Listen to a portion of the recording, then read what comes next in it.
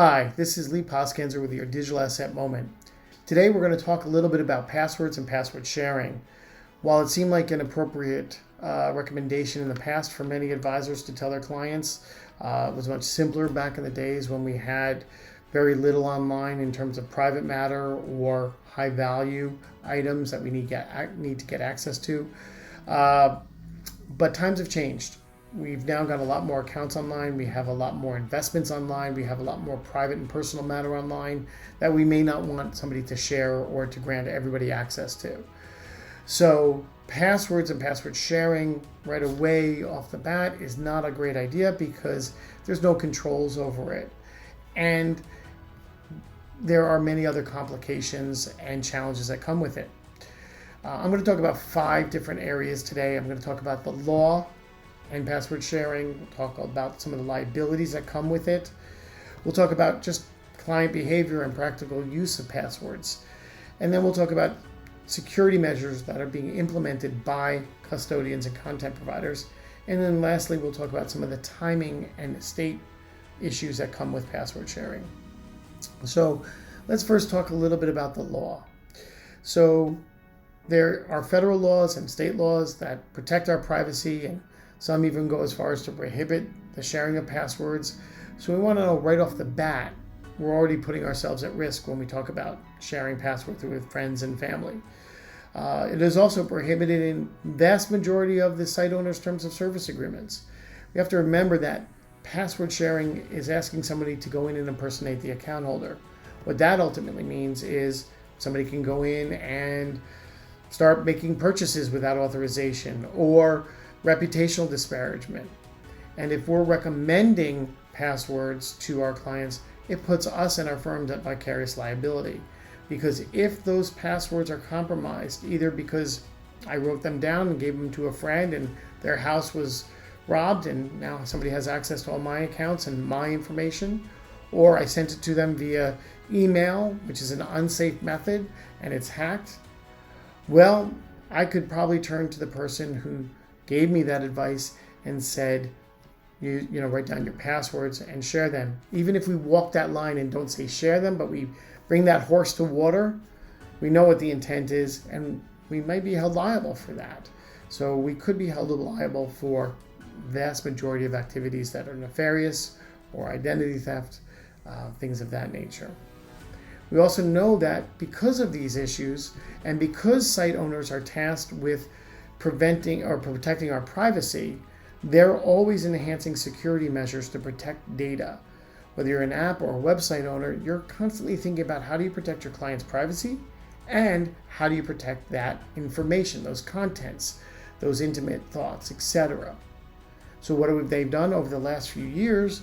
They've implemented 2-factor authentication measures.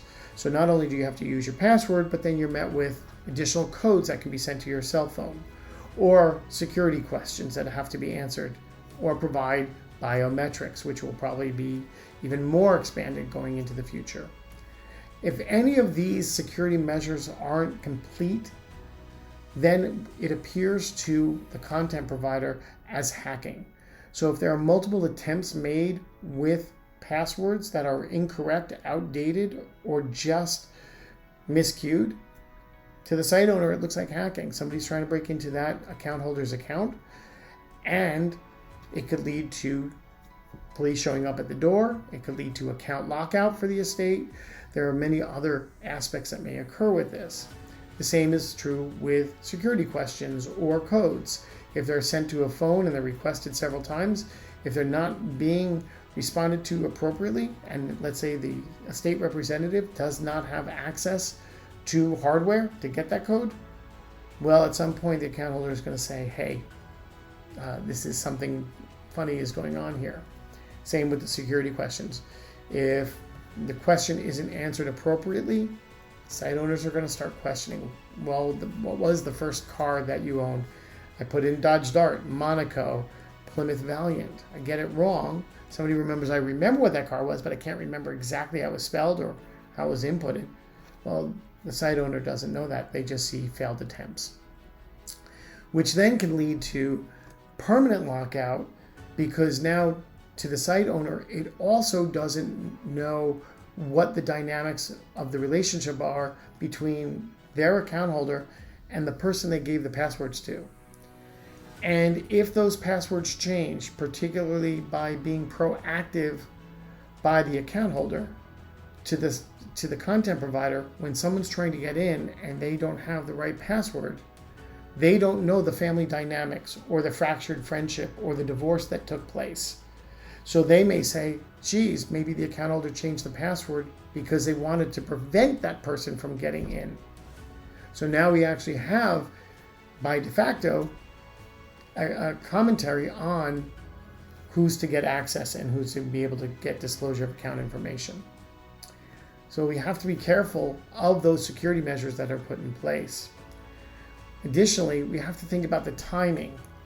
So if I give the passwords to a relative and they don't really have any part of my estate, they may not feel the urgency to get things settled. They may do things that are conflicting to the estate.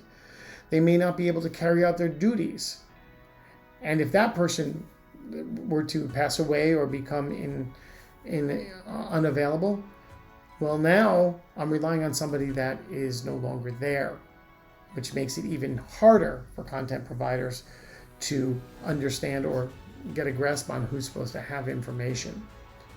And that's why organizations like Directive Communications and others out there don't rely on password sharing to get the access to the accounts and the data and the information.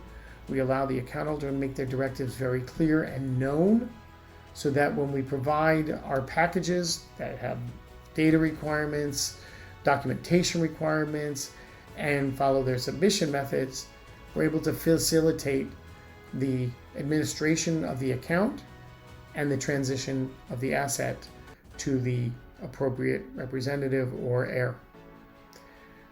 In wrapping up, one person at a law firm put it very succinctly: passwords are like toothbrushes. Everyone has one, but you don't want to share it with anybody. As always, should you have any questions or comments, please feel free to write to me at lposkanzer@directivecommunications.com, or you can call us at 800-372-8121. Thank you.